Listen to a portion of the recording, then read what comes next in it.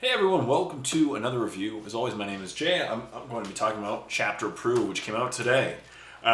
It's a very interesting book. I've given it a few reads, and I like it. I really like it a lot. I like this idea that GW's kind of giving themselves an annual checkup.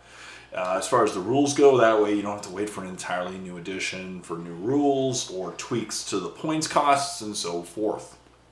Obviously, certain models were undercosted, certain models were overcosted. Now GW can use these annual chapter approved rules to tweak the rules that need to be tweaked. And so in this video, I'm going to start off by covering just what I like about the book, what it covers, and then maybe I'll go into more detail as well, into some other things. But I really do like the fact that, first of all, it has rules for a lot of stuff. In case you want to play Apocalypse, it has the rules for that. In case you want to play Planet Strike, it has the rules for Planet Strike. Or,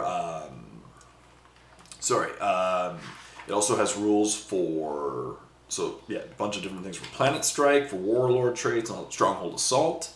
In case you want to play Stronghold Assault, linear campaigns, ladder campaigns, and match play. So now, obviously, match play is typically where I play a lot. I play a lot of games for fun, and battle reports in matched play. So there were some changes to match play. There's a couple new scenarios in there. The big changes to match play, which aren't implicitly mentioning that it changed in all of them, but I'm pretty certain from now on, instead of whoever deploys and gets all their models on the table first, goes first, now it is they get a +1 to their roll-off for whoever gets to go first. Which is a change, right? Obviously, right now, a lot of Spaceman players are playing drop pod heavy armies because it allows them to basically put their army on the table very quickly and guarantee themselves an alpha strike because they get to always go first unless your opponent plays like Grey Knights or like even Horde Orcs can do it sometimes. So it prevents it from. It prevents them, from doing that now. Now, that being said, it doesn't change, that much. It does mean that if you bring a lot of bodies, you're not necessarily going second guaranteed. However, the odds are still you're going second. Remember that even that +1 changes it from a 50-50 to a greater than a 2/3, 1/3. So, so basically there's out of the just over 2/3, 1/3 chance. So whoever has the more units will go first about a third of the time. Let's just say about a third of the time. And the other person going to go first 2/3 of the time. So it's still better than guaranteed going second. Now you get a third of a chance. That's nice. And a few things that they also changed were understrength support. Understrength units can only be included in auxiliary support detachments. Understrength units, I'm pretty sure, are like the I don't know. It's a good term. Unaligned.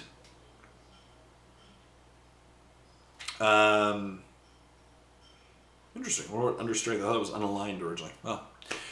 Now this is the next part. Targeting characters has been tweaked. The wording has been slightly tweaked as well. An enemy character with less than 10 wounds can only be targeted if it is both visible to the firer and is the closest enemy model to the firer. This means that if any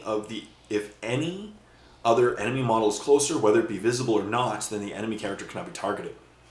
That answers that big question of, what if the closest thing you can see is a character, but not the closest model? There can be those scenarios where the closest is hidden.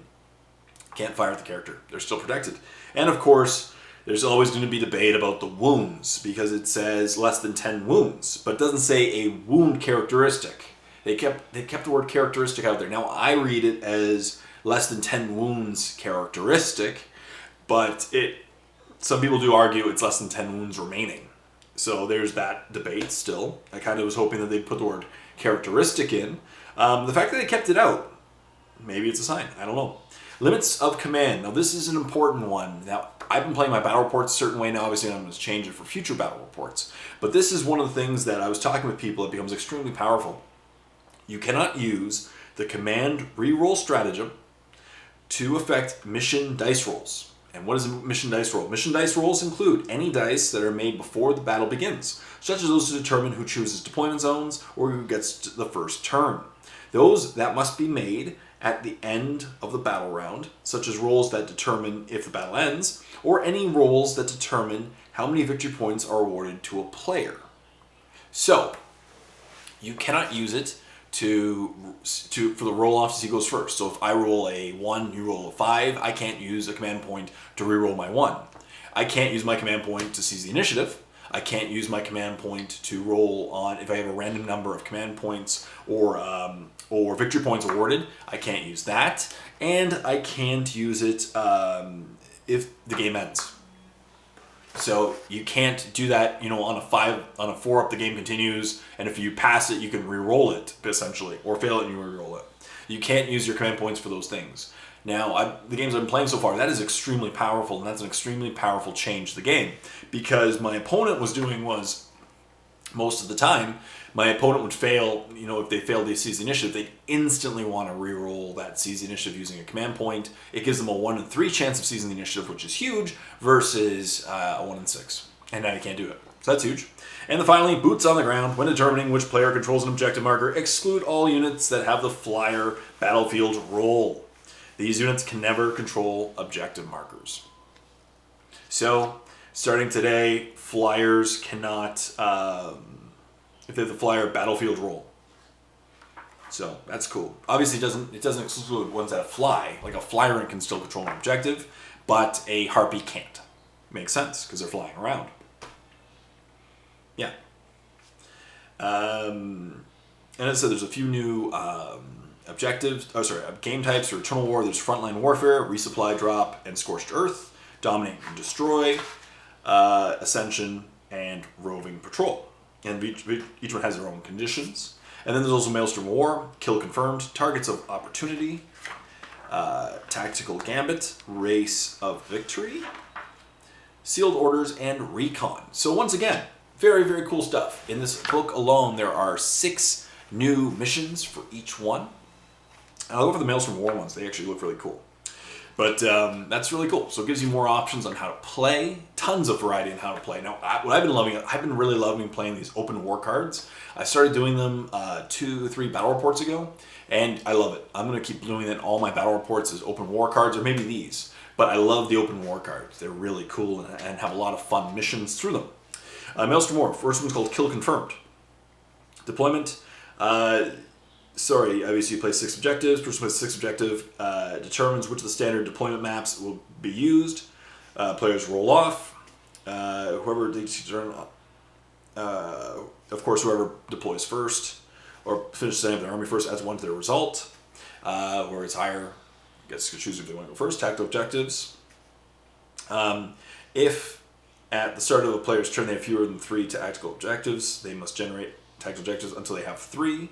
Kill order. In this mission, tactical objectives that are achieved when an enemy unit is destroyed can only be discarded when they are achieved, unless they are impossible to achieve. Example, if you generated Witch Hunter, but your opponent no longer has any Psychers left in their army, you may choose to discard it at the end of your turn in the usual way. Battle length. At the end of 5, it's just 5, 6, or 7. Victory conditions, whoever has the most points. At the end of the turn, the player with the most victory points is the winner. If both players have the same, the game is a draw. In addition to achieving tactical objectives, victory points are scored for the following. Number 1, no quarter given. Each player scores 1 victory point for each enemy unit that is destroyed. Slay the Warlord, First Blood, and Line Breaker. So, cool stuff there. We have Maelstrom War, Targets of Opportunity. So, next one is deployment type. Once again, whoever chooses second, or whoever puts down the objective second, is choose the deployment type. Opportunity lost at the start of each player's turn before generating new tactical objectives. All of the remaining active tactical objectives are discarded. The window of opportunity to achieve these have been lost. This essentially means that a player only has a single turn to achieve any tactical objective they generate. I like this one. It's nuts. There's also a new stratagem for it. It's called Second Chance. Use 2 CP. Use a stratagem at the start of your turn before discarding your tactical objectives. Select 1 active tactical objective. That one will not be discarded due to the opportunity lost rule. You still generate 3 new ones after the others have been discarded for a total of 4. So that's nuts.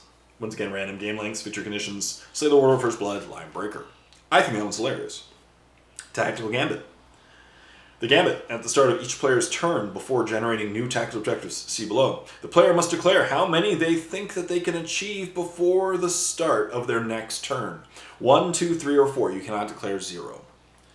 Tactical objectives. The mission uses tactical objectives. If at the start of the player's turn they have fewer than 4 active tactical objectives, they must generate tactical objectives until they have 4.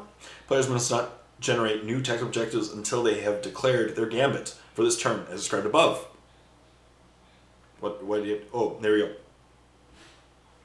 Battle lengths, random. Victory conditions. Bold gamble. At the end of each of the player's turn, that player must count how many tactical objectives they achieved during their turn and compare it to the number they declared they would achieve at the start of their turn. If they have achieved at least that many tactical objectives, they score a number of victory points equal to the number they declared. If they achieved less, however, their opponent scores that many victory points. Wow, that is nuts. Note that tactical objectives achieved during your opponent's turn do not count towards the total for your turn.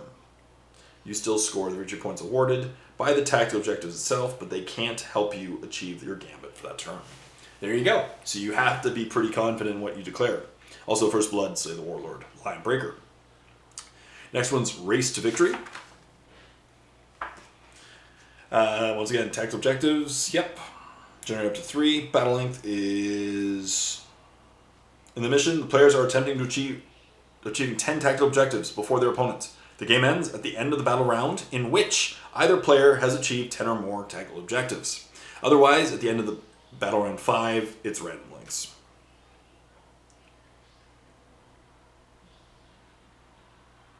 Yeah. Victory conditions, glory to the first. The first player to achieve their 10th tactical objective scores 3 victory points. Slay the Warlord, First Blood, Lion Breaker. So that's, again, really fun. Maelstrom War, Sealed Orders. Once again, tactical objectives. At the start of each player's turn, they generate 6 tactical objectives. If at the start of a player's subsequent turn they have no active tactical objectives remaining, they must generate new tactical objectives. The first time a player runs out of tactical objectives, they generate 5 new ones. The second time, 4 new ones, and so forth. Secret Orders. In this mission, players keep their tactical objectives secret from each other. Only reveal tactical objectives when achieving them. Battle length, random. There's a stratagem. Acceptable losses use a stratagem. It's 1 CP. At the end of your turn, to discard up to 3 of your active tactical objectives. Victory conditions, Slay the Warlord, First Blood, Lion Breaker. And finally, Recon. It is tactical objectives, drop to 3. Reserve forces. Any unit not set up on the start of your battle starts in the game in reserve. At the end of your first movement phase, roll d6 for each unit that is in reserve. On a 3-up, that unit is set up wholly within your deployment zone and wholly within 6 inches of any battlefield edge. Okay. Units with the abilities such as Teleport Strike that allow them to result or may use these, that makes sense. If a unit is embarked with it in a transport, they will arrive when their transport does. Makes sense. Battlefield length is random. Victory conditions, Slay the Warlord, First Blood, Lion Breaker. Cool. So there you go. That's awesome stuff. Next, we have objective markers. Now, what I really like about this book is they've actually given some creative ways on how to create objective markers. You know, obviously there's the standard ones for Space Marines you can buy, and then how to build some for the Imperium, Chaos, Tyranids. Now, these are expensive objective markers because they're using like the backpacks from the Orc, the Big Mechs and stuff, but it's really cool ideas. And then next we have the faction rules. What I really like about the faction rules is that they made a bunch of changes, as I mentioned. And what I'll do is I'll go over a couple in each video. I'm going to make a few videos for this review. And I'll make a few videos for this review. But what I'm going to first cover in this particular video are the factions that got new codices already. Because there have been a few that already have codices, and for the ones that have codices already, they just got points adjusted. Now, for the ones that don't have codices already, they each got new warlord traits. They got a warlord trait, a relic, and a couple stratagems. So that's really cool. And you know what? I might as well go through them a little bit later. You know what? Maybe I'll go through them after as well. Maybe I have time. I might as well just do all the things I can. And the other thing that this book covers is a few different terrain types. You like the Sector Mechanicus, which is the stuff from the box set for the Shadow War Armageddon. And I'm going to definitely build that up in the near future. Once I'm done painting my Tyranids, I'm going to actually build some terrain. And that'll be cool. A couple other things for battle zones. You can use some battle. It has a couple battle zone worlds that you can use for your games. Like, there's just tons of ideas for fun games in this book. So I can't wait to use these things. But let's talk about some rule changes first. The rule to the armies that have already gotten codices, new codices in 8th edition, and there have been a bunch so far. And obviously, Blood Angels is next week. That makes sense. So the four are AdMech, Space Marines, Grey Knights, and Astra Militarum. Now, all four of them, pretty much almost all the points costs, almost all of them were decreases, other than a few. Almost everything went down in cost to make things more points appropriate. That being said, some transports went up in cost, and some overused characters went up in cost as well. So, for example, the Space Marines, the big changes were Gilliman went up by 25 points. He's now 385 points. He used to be 360. Cronus went up by 5 points. Now he's 40. Used to be 35. Big whoop. Storm Ravens went up across the board. So both Grey Knights and Space Marines both got their Storm Ravens increased. They're now 192 points. They used to be 172 base. So now they're a little bit more expensive. That being said, almost all the guns got cheaper as well, other than a few little ones I'll go over in a minute. So yeah, start off with Grey Knights. Space Marines. Let's start off with Space Marines. Aggressor squads went down in cost. They're now 21 points a model. They used to be 25. Plus, most guns got cheaper. Some guns did go up in points by 1 or 2, like an assault cannon went up by 1 point. It's now 22 points, opposed to 21. An assault plasma incinerator went up to 17 points from 16. And the hurricane bolters were actually what got really expensive. I'm pretty sure they went from 4 points to 10 points. That's pretty big.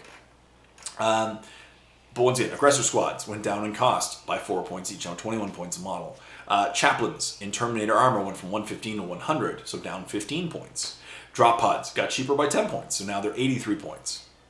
Inceptor squads got cheaper as well. Almost all the Primaris Marines got cheaper, which makes sense because I think they were I did mention that a couple times. I do feel they're over points cost. The reason being is now D is so popular that they die just as easily as a normal Space Marine. Unless you're up against a Tyranid army, the odds are they're dying just as quickly, and they're twice the cost, or just under twice the cost. It doesn't matter if they have twice the wounds, they die just as easily. If they get shot by, even Ludas, second they miss a 3-up, they die. So Inceptor squads went down in cost from 30 to 25 points a model. Intercessor squad went from 20 points, 18 points a model. Librarians in general went from 93 to 88. Librarian Terminators in Terminator armor went from 143 down to 120, so that's a huge points drop of 23 points. A Jump Pack Librarian went from 116 to 112. Razorbacks actually went up in cost. They were one of the few things that did go up in cost. They went from 65 points to 70 points. Once again, the reason being for that is they're incredibly popular, and people are taking them left, right, and center because you can give them some good guns. Double las cannons are so disgusting, and double las cannons, even heavy bolters can be really fun on a Razorback. Stalkers went down from 80 to 75 points. Storm Ravens went from 172 to 192, as I mentioned, so 20 points up. The Terminators of base skull types went from 31 points down to 26, so 5 points less a model. Once again, it's because of this D that I think that's why the points are being adjusted accordingly. It's because they're dying. Like, Terminators can die pretty easily these days due to AP and D. AP goes through. Heavy bolter now just increases by 50% the chances of a Terminator dying, or doubles the chances, of a Terminator dying, right? Just from a heavy bolter, doubles the chances of them dying, or at least losing a wound, right? They have 3 wounds, but still. They're becoming cheaper, and it makes sense, especially in this meta that I've seen. Terminators aren't as survivable as I think GW originally planned. Vindicators got cheaper, 135 down to 125, so 10 points cheaper, and Whirlwinds went down from 75 to 70 points. And as I mentioned, Gilliman went up, and Cronus went up. On the Grey Knight side, same thing. Storm Ravens went up, of course, by the same points, cost of 192, and Razorbacks went up accordingly from 65 to 70. The only thing that changed for Grey Knights was Terminators went down from 46 to 41 points. 5 points cheaper. Once again, the big thing about Terminators for the Grey Knights is that they have Storm Bolters, which are nasty. AdMech also saw a lot of points drops. They went like across the board basically. Their almost all their weapons went down in cost. The Electro Priests went from 17 to 16 points each a model. Cataphron Breachers went from 35 to 30, as well as Destroyers went from 35 to 30. Sicarian Infiltrators went from 18 to 16 points. Skitarii Rangers went from 8 to 7, and Skitarii Vanguard went from 9 to 8. So again, small decreases, but they really do add up throughout your army.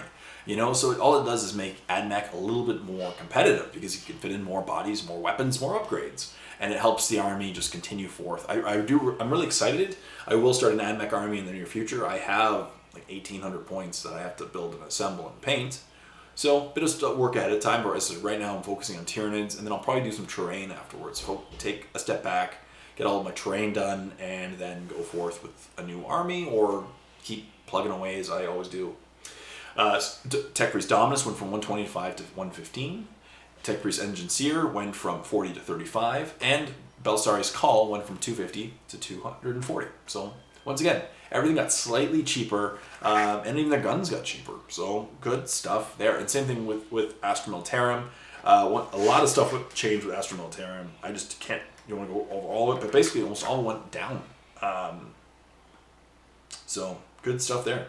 Good stuff there. And as I said, they also updated the points values for Forge Roll models. I don't really know the points for Forge Roll models, so I'm not really going to go into it in too much detail. But yeah, they did a bunch of changes there. And as I said, so all the other armies that didn't have codices got new Warlord traits, relics, and 2 stratagems. So let's go over them right now. Adeptus Sororitas. They got a Warlord trait. It's called Inspiring Operator. You can reroll failed morale tests for friendly Adeptus Sororitas models within 6 inches of the Warlord. The relic is called Blade of Admonition. It is a model with a power sword only. The Blade of Admonition replaces the bearer's power sword and has the following profile: range melee, type melee, strength +2, AP -3, D3. Not DD3, 3 damage. They have 2 stratagems. One is called Martyrdom, and one's called Purity of Faith. Both of them are 1 CP. Martyrdom is used stratagem at the end of a phase in which the Adeptus Sororitas character from your army has been slain. Remove that unit from the battlefield. Roll a d6. On a 2-up, 1 unit from your army with the Acts of Faith ability can perform an act of faith. Okay. Purity of Faith.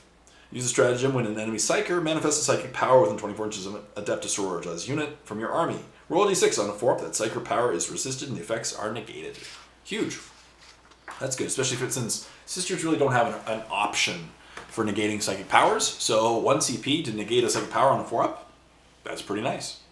Death Watch. Their Warlord trait is called Bane of Monstrosities. You can reroll failed wound rolls for your Warlord when attacking enemy vehicles or monsters. Relic is the Beacon of Angelus. Once per battle at the end of the movement phase, the bearer can use the Beacon Angelus to teleport a unit to his position.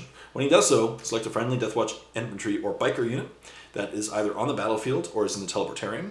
In either case, remove the unit and then set it up wholly within 6 inches of the bearer and more than 9 inches away from any enemy model. Any model that cannot be set up is slain. Their stratagems are called Clavis and Death to the Alien. Both are 1 CP. Use the stratagem for Clavis. Use the stratagem in the fight phase. Select an enemy vehicle within 1 inch of the Watchmaster from your army and roll a d6. On a 2-up, that vehicle suffers d3 mortal wounds. Death to the Alien. Use a stratagem before Death Watch unit from your army is chosen to attack in the fight phase. Each time you make a hit of 6 up for the model in this unit during the phase, it can, if it is targeting a unit that does not have the Imperium, Chaos, or Aligned keyword, immediately make an extra attack against the same unit using the same weapon. These extra attacks cannot themselves generate any further attacks. Cool. Drukhari. Now, Drukhari recently got hit really hard with a nerf hammer in the latest FAQ, but that's okay. The Warlord trait is Blood Dancer. Each time you hit, you roll a hit roll of 6+ with the Warlord in the fight phase, it causes 3 hits instead of 1. Master Regenicist is another one. This Warlord heals D3 lost wounds at the start of each of your turns.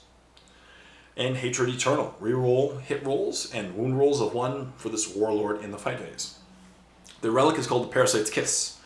Modeled with a splinter pistol only, the Parasite's Kiss replaces the bearer's splinter pistol and has the following profile. Weapon, the Parasite's Kiss. Range 12 inches, pistol 2. Strength 1, AP minus 2, D2, obviously known because it's strength 1. Abilities is weapon wounds on a 2-up, unless it is targeting a vehicle, in which case it wounds on a 6+. Each time this vehicle kills an enemy model, the bearer regains 1 lost wound. And their stratagem, it's called Webway Portal. It's 1/3 CP, so obviously you can choose to use it and make it more powerful if you want. Use the stratagem during deployment. You can spend 1 CP to set up 1 Drukhari infantry, biker, or beast unit from your army in a webway, instead of placing it on the battlefield. If you spend 3 CPs, you can set up 2 such units in the webway instead. Units in webway can emerge at the end of any of the movement phases, obviously normal deep strike rules, 9 inches away from any model. Gene Stealer Cults. The Warlord trait is called Focus on Adoration. Friendly Gene Stealer Cult infantry units can perform a heroic intervention while they are within 6 inches of this Warlord, even if they are not characters. That's good, keeps them alive. The relic is called Icon of the Cult Ascendant. Add 1 to the strength characteristic of friendly Gene Stealer Cult infantry units while they are within 6 inches of the bearer. Cool. It's just a free bonus, right? That's awesome. Stratagems. If your army is battle forged and includes any Gene Stealer Cult detachments, you can do one of the 2. One's called Return to the Shadows, and the other one's called Meticulous Uprising. Both are 1 CP. Return to the Shadows is use a stratagem at the end of your movement phase. Select a Gene Stealer Cult infantry unit from your army that is more than 6 inches away from any enemy model. You cannot select a unit that has arrived as reinforcements this turn. Remove that unit from the battlefield. At the start of the next movement phase, that unit returns to the battlefield using the Cult Ambush ability. Cool. Meticulous Uprising.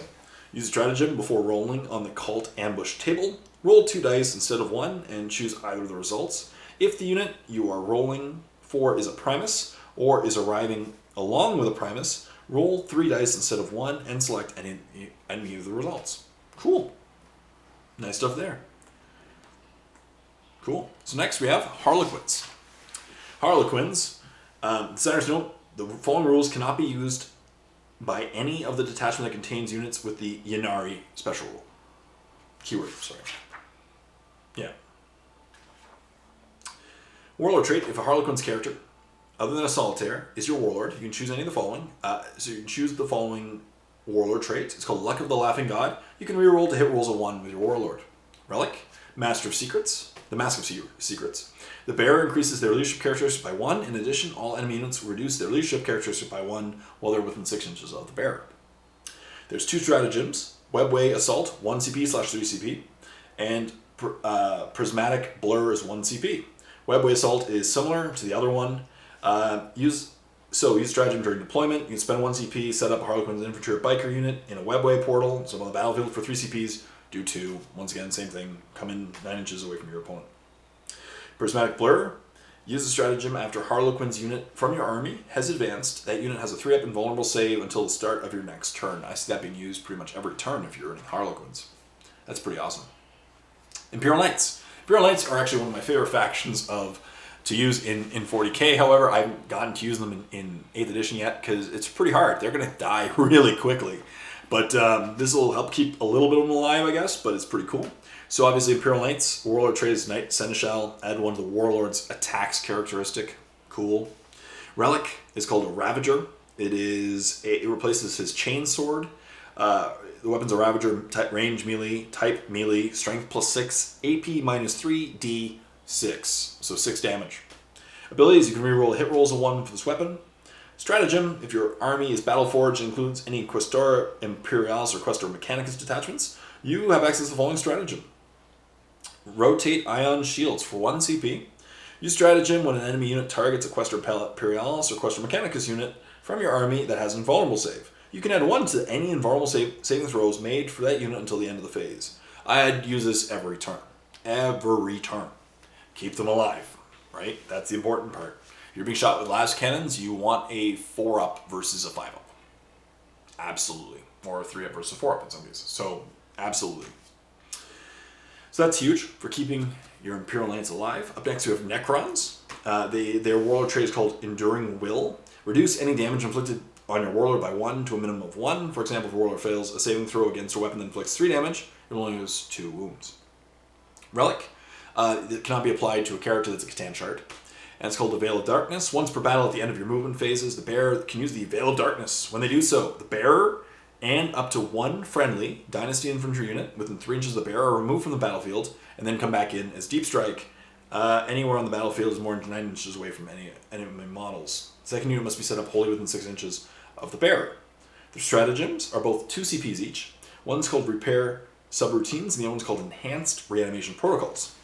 So, repair subroutines. Use the stratagem at the start of your turn before making any reanimation protocol rolls. Select a Canoptech unit from your army as that is on the battlefield. That unit gains a reanimation protocol's ability until the end of your turn. Cool. Wraiths with reanimation. Awesome. Enhanced reanimation protocols. Use the stratagem before making reanimation protocols rolls for a unit from your army. You can reroll reanimation protocols of rolls of 1 for that unit this turn. Cool. I like a lot. So next we have Orcs. Orcs, the warlord trait is called Might is Right. Add 1 to the warlord strength characteristic. Okay, that's cool. Usually my warlord is a, like a war boss with a power claw, but you know what? Adds 1 strength. Cool. Relic. Head Wappas Kill Choppa. Great name. I love how they come up with these names. So, model with a big Choppa only. Head Wappas Kill Choppa replaces the bearer's big Choppa and has the following profile. Range melee, type melee, strength +2, AP -2, D3. Abilities, wound rolls of 6 plus for this weapon, inflict D3 mortal wounds instead of the normal damage. I'd still prefer a claw to that probably. This is actually my favorite stratagem. So there are 2 stratagems. One is called Mob Up, one's called Daka Daka Daka. Mob Up is actually really cool. Mob Up, use the stratagem at the end of your movement phase. Select 2 orc infantry units from your army that are within 2 inches of each other that have the same data sheet. So, example, boys, right? Storm boys. If one of the, boys or storm boys, right? Like boys and boys, storm boys, ludas, etc. If one of the units has 10 or more models and the other has 10 or few models, the 2 units can merge, and for the rest of the battle, they are counted as a single unit for all ruled purposes. So, let's say you have, because obviously you can choose, this is my favorite thing, 1 CP. 1 CP. So, you have giant blobs of 30 boys. They whittle down 1 squad to 9 boys and, or 8 boys and a, 8 boys and a knob. You can merge that squad then with the squad behind it. That's amazing, right? Because then you have 2 buried knobs in the same squad. Amazing, right? Huge. That is a great upgrade. And the next one, Daka Daka Daka. Use a stratagem before an orc infantry or biker unit from your army shoots in the shooting phase. Each time you make a hit roll of 6 up, which is half the hits, immediately make an extra attack against the same unit using the same weapon. These attacks cannot generate themselves more. Again, great stuff. As an orc player, I am excited to try both of those stratagems. Space Wolves. I was going to call them Space Orcs. Space Wolves. Their warlord trait is Saga of the Warrior Born. You can always choose your warlord trait to fight first. You can always choose your warlord to fight first in the fight phase, even if they didn't charge. If the enemy has units that have charged or that have similar ability, then alternating choosing units to fight with, starting with the player whose turn is taking first. The Relic. If your the Relic is the Kraken Bone Sword, model with a Frost Sword only. The Kraken Bone replaces the bearer's Frost Sword and has the following profile. Range melee, type melee, strength +1, AP -4, D1. You can reroll failed wound rolls with this weapon. Cool. Not too powerful, but cool. 2 stratagems, True Grit and Cunning of the Wolf, both 1 CP. True Grit, use a stratagem in your shooting phase. Choose a Space Wolves infantry unit from your army that is within 1 inch of an enemy unit. In this phase, models in that unit can fire their auto bolt pistols, bolt guns, bolt rifles, and bolt carbines if they had the pistol 2 type. Cool. Models that do so cannot fire any other pistols in this phase. That's pretty cool. Cunning the Wolf, use a stratagem during deployment when setting up a Space Wolves infantry unit. You can set up this unit on the hunt instead of placing it on the battlefield. comes in via deep strike basically, but set it up that is wholly within 6 inches of any battlefield edge and more than 9 inches away from any enemy models.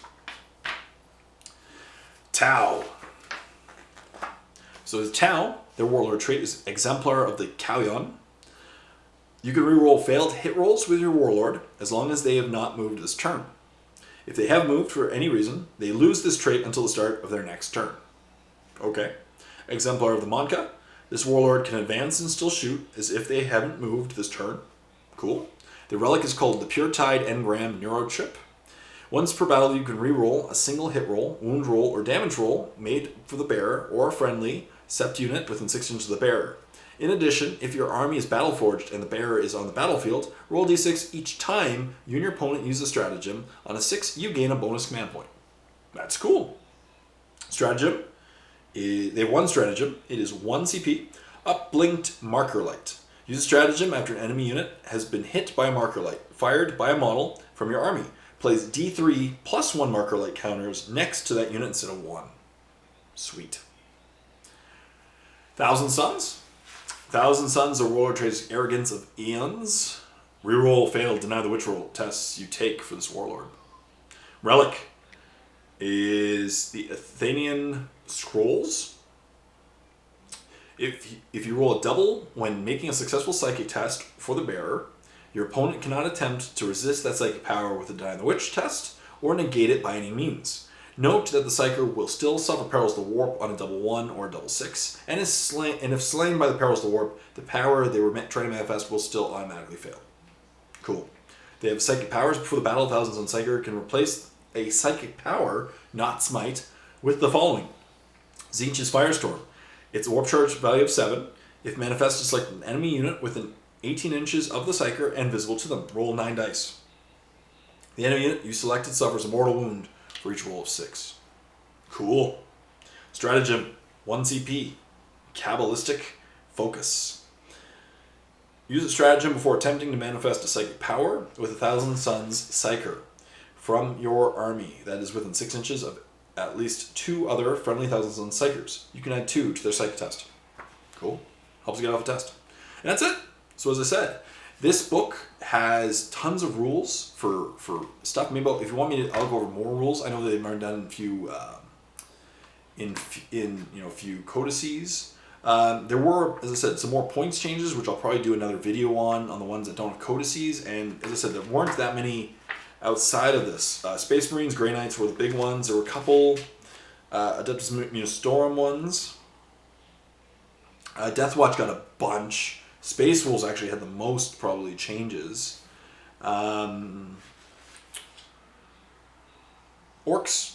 Morkanaut, Scorches, War Buggies, War Tracks.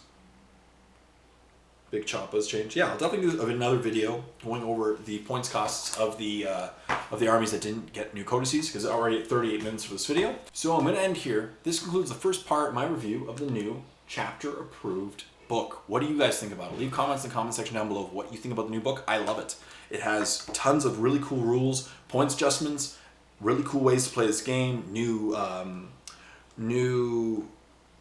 missions, which are awesome, ways to play Planet Strike, ways to play Stronghold Assault, ways to play Apocalypse. All of them make this game better, more fun, bunch of variants, awesome stuff. I really do agree with most of the points cost adjustments. The way they build the markers is awesome. And yeah, I'll definitely cover some more stuff in another video. Leave comments in the comment section down below of what you think about this particular book. I like it. Let's create a discussion about it. And as always, it's a free content video. So a huge thank you to all my Patreon subscribers. As you can see, their names go by my head. It's because of them that I can keep doing these reviews. Stay tuned for more videos. Leave comments in the comment section down below. And please subscribe to my channel if you already haven't done so. It really does help a lot. Until next time, this is Jay saying, happy cleaning, everyone.